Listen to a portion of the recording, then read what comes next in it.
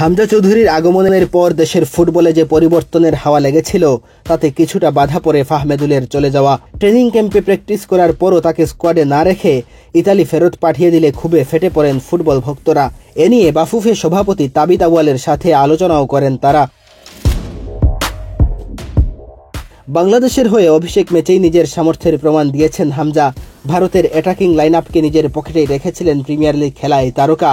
মাঝ মাঠে নিজের ঝলক দেখালেও ফিনিশিংয়ে দুর্বলতার কারণে ড্র নিয়ে মাঠ ছাড়তে হয় বাংলাদেশকে। বাংলাদেশের ফুটবলকে শক্তিশালী করতে বেশ কয়েকজন প্রবাসী ফুটবলারের ওপর নজর রেখেছে বাফুফে। আগামী জুনে প্রায় ৩০ জন প্রবাসী ফুটবলার বাফুফের অধীনে ট্রায়াল দিতে আসার কথা রয়েছে। তাদের মধ্য থেকে যারা ট্রায়ালে নিজেকে প্রমাণ করতে পারবেন তাদেরকে বাফুফের অধীনে নিয়ে আসার পরিকল্পনা চলছে। তবে এসব ফুটবলারদের প্রায় সবাই বয়স ভিত্তিক দলে খেলে থাকেন। সিনিয়র দলে খেলা ফুটবলারদের মধ্যে বাফুফে সবচেয়ে বেশি সিরিয়াস সামিত সোমের ব্যাপারে। কানাডা জাতীয় দলে খেলা এই ফুটবলারকে নিয়ে অনেক আগে থেকেই পরিকল্পনা বাফুফের।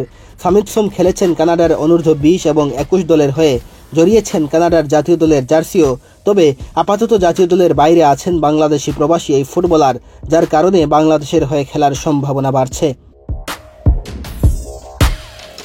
বাফুফের সহসভাপতি ফাহাদ করিম চৌধুরী জানিয়েছেন, জুনের আন্তর্জাতিক ব্রেকে সামিত সোমকে নিয়ে আসার পরিকল্পনা করছে বাফুফে।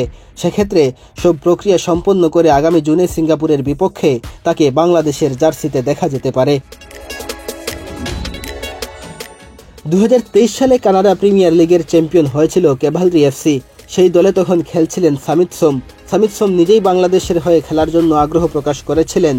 দীর্ঘ সময় ধরেই এ ফুটবলারের গতিবিধির ওপর নজর রাখা হচ্ছে বলে জানিয়েছিলেন সহকারী কোচ হাসান আল মামুন। এডমন্টন এফসির হয়ে সিনিয়র ক্যারিয়ার শুরু করেছিলেন সামিত।